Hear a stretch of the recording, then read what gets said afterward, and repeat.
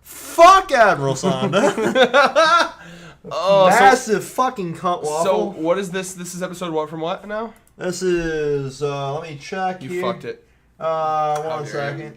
Well, anyway, while you. he's getting that, that was 10 to 11. 9 and 10. Oh, fucking Netflix fucks me. Okay, yeah, so that was 9 and 10 that we just watched. So, they get to Earth. Mm-hmm. Wow, yeah. We're going to do it a little out of order because, you know, what's fresh on our minds is the fucking betrayal, which everyone should have seen coming. Right. She's just been a bitch this whole time. And I suppose it's probably going to be the classic, oh, I did it because, you know, he said that if I gave him Voltron, he would leave Earth alone, even though he's already fucking annihilated it. So. Right, I mean, what's left of Earth to rebuild, you know? But Earth is used to rebuilding. Yeah. What do you think about this? A lot of Lance focus on these episodes. They're trying to push that Lance Allura ship, which I still don't know how I feel about. I mean, it's a foil relationship, is what it is. It's just very, very common in cartoons and, you know, anime. And, I just wish it felt a little more realistic. Like, it just doesn't, like, I get why Lance likes Allura. I don't get why Allura likes Lance. I don't see it.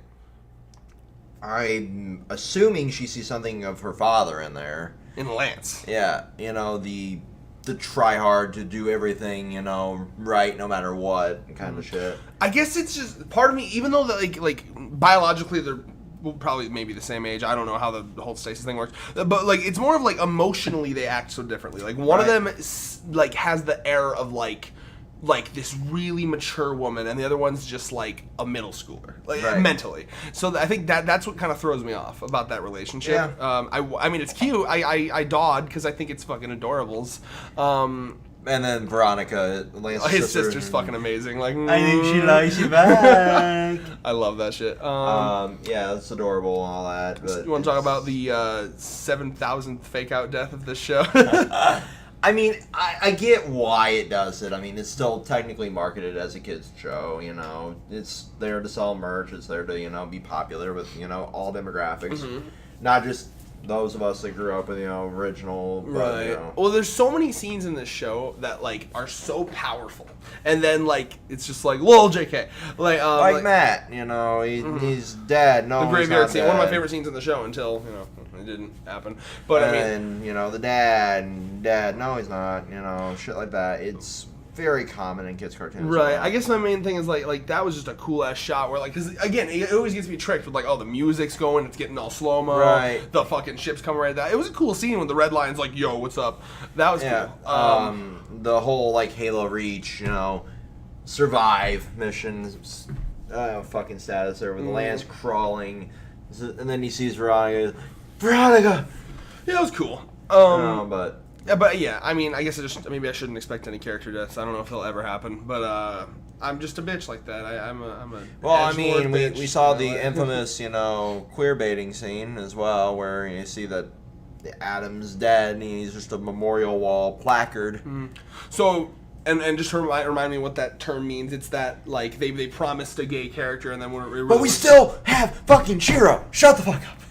Yeah, I think that I'm going to guess, just playing both sides of that, I'm going to guess the issue is that they came out and said it was going to be a character, and really it's just, as usual, it's just a side factor that's not mentioned. Yeah, I'm going to guess is the issue. I get that. You know, I get the outrage from that as well, but, I mean, you've had your LGBT, you know,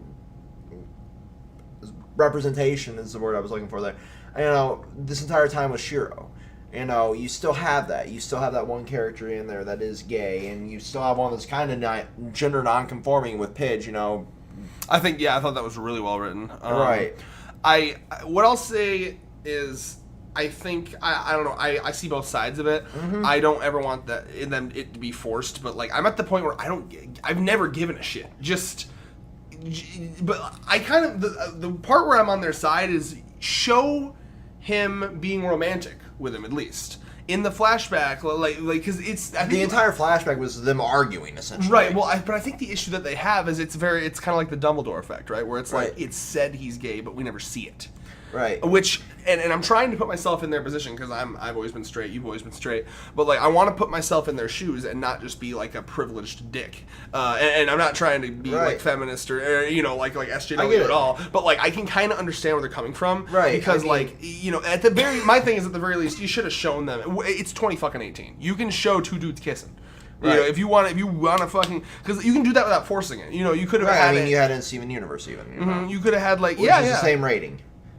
There's nothing stopping me. So I think that, and I haven't finished the season yet. Maybe we'll get a scene of that. But like, I kind of can see where they're coming from because if you told me, if you hadn't told me the article about like, oh, there's the gay character, that would have completely flown over my head. Like, I don't even think I would have. Like, there's a good chance I wouldn't even have noticed. I would have just thought, oh, it's one of his friends. You know what I mean? It wasn't very clear. And that's you got to strike that balance of not, you know, you don't want one side where it's like neon sign, he's gay, look at how gay he is, look at how progressive we are. But on the other hand, you don't want this where it's just they're kind of trying to avoid it. Right. You know, you got to strike that middle zone. I mean, well, you did said it's either the classic career or me. Mm-hmm. Yeah, and, that was that was the line. Yeah. If they hadn't incorporated that, it would have been like, this is a fucking bunkmate at the garrison. You know? Yeah. I think I'd like to see some more flashbacks with their home life. I think that would be helpful. You know what I mean? Yeah. Like same as like kind of, you know what'd be really cool? Like we saw like Hunk's parents flashback. You know where they're just a nice happy family and stuff. It'd be cool if I don't know what his home family life was like. Maybe it was just them, but it'd be cool to just see a scene of them doing gay things. I don't. Even with that, what I mean by that is like, you know, like that was me trying to be funny. Like you know, like not just they would show it in a way that it's very clear that it's not just two dudes hanging out, but you know they're like snuggling or close to each other or hugging. Right. You know what I mean? You know, I was going to say they can't do a whole lot of them doing gay things with a TVY7 rating. But I get what you were getting at there. I mean. But like I said, it was just if they hadn't have like the career or me, you know, line, it would have just been like military life. You know, you're there with 5-6 dudes in a fucking bunk. Yeah. So what I'll always, and my final thing on this is like, it doesn't bother me personally as a straight dude, but I can look at it, I can put myself in the other shoes. It's the bury or gays trope. I think it should be just at this point. They should be as common as straight relationships. So when you have moments with you know like Allura and Lance and they're blushing at each other, you should have the same moments with two dudes and two women. You know that like they just implement it as naturally as the other ones. That's all I have. I think that we should just be at the point where that's what we do. It's not like this big thing. It shouldn't be a huge fucking whoa my god when someone does it. You know what I mean? It should just be. It shouldn't be somebody waving a rainbow flag. Yeah, I'm the gay character. Yeah. It should just be a thing. And the fact that it's not already just a thing. The fact that like the fact that that's something that they announced. The fact that it's like we're at the con. Oh my god, gay character! Like, just chill. It should just be a thing. They should just do it because gay people exist, straight people exist, trans people exist. It should just be in the show. Yeah. So that's my final take on that thing. And you know, by comparison, you know, Pidge's, you know, being the gender non-conforming character was. I thought that was fucking fantastic. Exactly. Especially because I got really emotional, and this is going back a couple seasons, but with the whole like changing her name to Katie. Or from Katie to Pidge to fit in the garrison. Yes. No, but like I thought originally her actual name. Her original name was Katie. That's why her mom called her that. And then using the Pidge Gunderson instead of the Holt name to get into the garrison. That was the whole the alias she adopted was the Pidge Gunderson. I need to relook at that because I think I misunderstood that or I'm forgetting something because I thought her original name was Pidge. No. And then because I took that as she wanted to be more girly. She was uncomfortable with the fact that like she was tomboyish. No. And she because I'm almost positive there was a scene where she's like, "Call me Katie. Call me Katie, brother." Remember? Yeah, well, she knows that it's the actual, family name there. I'm gonna need you to look that up because I'm 99% sure because that was kind of why I liked that scene. It was a scene she was at the school and everyone made fun of her for not. Why is Pidge Excellence the first thing that comes up? God damn it! Get out of here. But no, it was literally like her real name is Pidge. Katie Pidge Holt. Ha! I don't understand. I need to. I'm gonna go back and rewatch that episode then because. Yep. But yeah, it's. Boom, boom. But yeah, it's the only female until Laura. But I thought that I thought that it was like a thing where she was. She used the Pidge alias to get into the garrisons because she was escorted out by Admiral Dickhead. Right. I guess I just okay. So either way, I was under the impression that the vibe I got from her flashback was that she was uncomfortable. She felt what's the word when you're dysphoria, essentially. Yeah, she felt like she wasn't girly enough, and so I thought that it was like. Like they gave her this actual cute, unique name, and she was like, "No, call me this basic bitch Katie name." That's how I always took that flashback. I'll have to rewatch it though. Yeah, but it's all aside the point, that was better handled than the whole Shiro, Adam thing. Which and that was also a thing that they didn't feel the need to announce, exactly. Oh my god! Exactly, and the writers actually addressed that in that same article that I read earlier, and got spoiled on the whole them falling into the barrier gaze trope. It's unfortunate, maybe they address it more, in the final season, but whatever. Let's get on to. I wanted to talk about the infiltration with the fucking wolf. The wolf is hacks. OP. I want one of these wolves in my fucking life. The dude who was like, I gotta get me one of those. I was like, that's literally David. Yeah. The second that thing showed up, he said the same thing. It's the most awesome design. It's like I have never seen a show it's been so long since that blew my mind. I was like, they've made the heroes OP with this wolf. Right. When they have this wolf, they're fucking untouchable. They literally infiltrated. They got in and out of that entire stronghold without even being noticed, without a single shot having to be fired. Well, I mean, technically they did get noticed, but that was because Pidge was. Okay, yeah, that was on purpose though. Exactly. But most of the people, they just teleported by. Exactly. That blew my mind. I'm like, well, this wolf is OP. Which this makes is some Eisen level hacks. Yeah, the good guys have become the Eisen unbeatable. Fucking, oh my god. But which makes me think that in the future, at some point, they're gonna have to. I don't know if die, but they're gonna have to nerf the wolf. OP, please nerf. No, I don't want them to nerf it. But they're gonna. There's no way. And here, it's either gonna be nerfed, or they're gonna have to make it so the wolf isn't there for big important fights. Oh yeah. Because at first, or they have to establish that it has a limit in teleporting. Because I thought that one time it came back hurt, it was because it was teleported too much. But right. Maybe it teleported a fuck ton in this episode, so I don't know. But it's either got to have a limit in teleport, just from a pure writing standpoint. If they don't either limit the teleporting or get rid of it, because holy shit, that wolf is just massive OP. It is fucking entertaining to watch, for sure. Oh yeah, anything that's involved that wolf has been some of the most badass. We're all like, oh my god, the wolf. It's literally like we said in the last one. It's become part of the monkey from Promised Neverland. Yeah, if you watch our Promised Neverland reviews, we really felt attached to that monkey. That monkey need to come back. Code monkey. Anything else you want to talk about in these two episodes? What the fuck is going on here with these fucking cannons though? Aside from, I called that shit by the way. Oh yeah. That was a massive call because I was like, well, why would the woman betray because she wanted to save Earth and those were supposed to hurt Earth, and he was like, no, they're just gonna fucking unilaterally yeet the lasers at Voltron, and I'm like. A minute and a half, I'm like, called it. Yeah, that was pretty intense. Again, though, I'm kind of sick of the huge fuck off things hitting them, and then the only damage is that they get separated. I mean, how's that work? I'm assuming it's got to have some sort of mass around it to stay there, and that might have distorted the mass. Or no, I'm just saying instead of just separating, how about some fucking damage? How about some I mean, they looked a little scuffed up. It's always we're just passed out in the line, no damage to be done, even though this laser's supposed to be strong enough to destroy a fucking planet. Right. That one there annoyed me a bit. There should have been parts of the lion's falling off. Yeah. That's what I wanted to see. But I get it from a animation standpoint. Drawing that, the particle effect and all of that, is definitely would have been a lot to, go in and cell shade, whatever they do. I don't know what fucking animation program they use. But I get that from the artist standpoint. You have to limit what you do. for some of that shit. I don't know. I mean, well, I'll be curious. I'm going again, to assume he's got the whole "Aha, I've done it," and I pointed out this has happened. I don't remember when, but this definitely happened before, where they got hit by a huge fuck off thing and separated. Yep, Zarkon first fight. Fucking. I don't know if it happened more than once, but I know it happened at least once. And I think one of the Lotor fights they got fucked. Who knows? But like specifically getting hit and then separating, that happened once at least. At least. And I remember, this guy better not just be like, "Maha, I've done it." Senduk, didn't Zarkon do the same thing? You know, in season 1 or 2.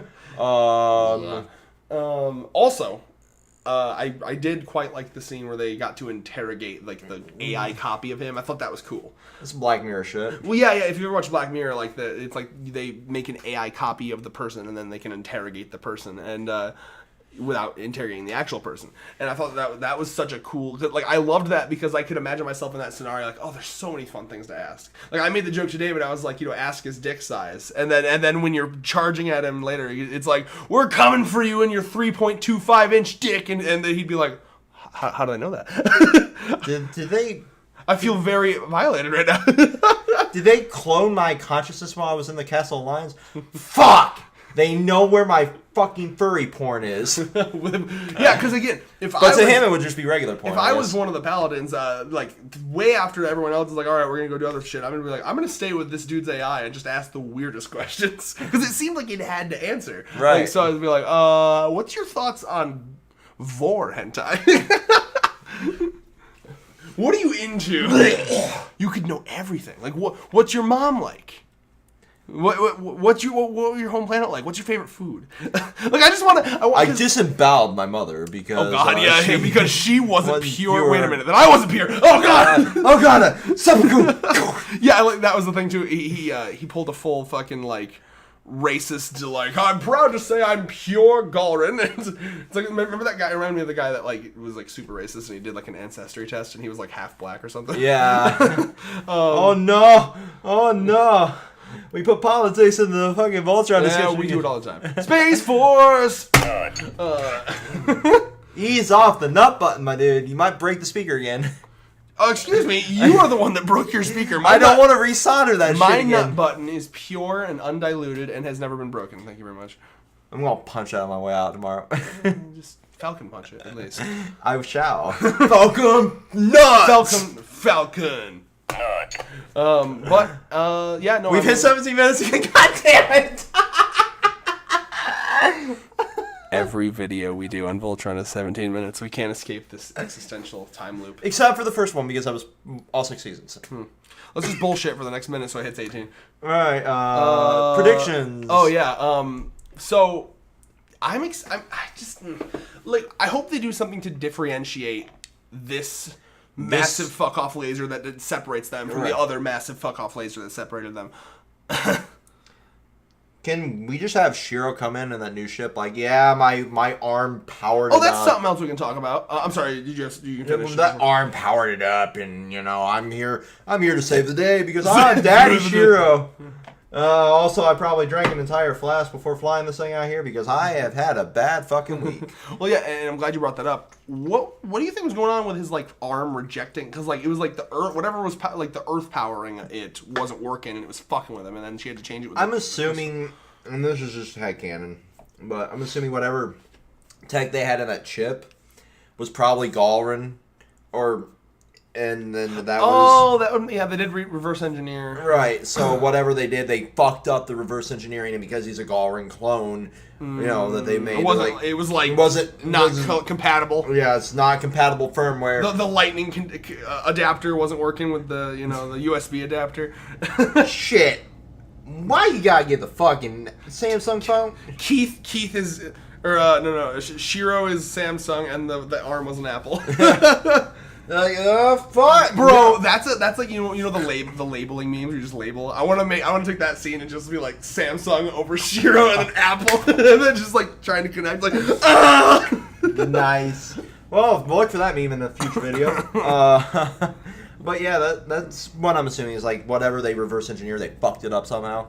And then the crystal out of Allure's crown, she just plopped in there. She broke her crown. Yeah, I was like, what? I'm trying to remember if that crystal had any like like significance to her. Like, was that like some important thing? I don't remember that far back. Probably did.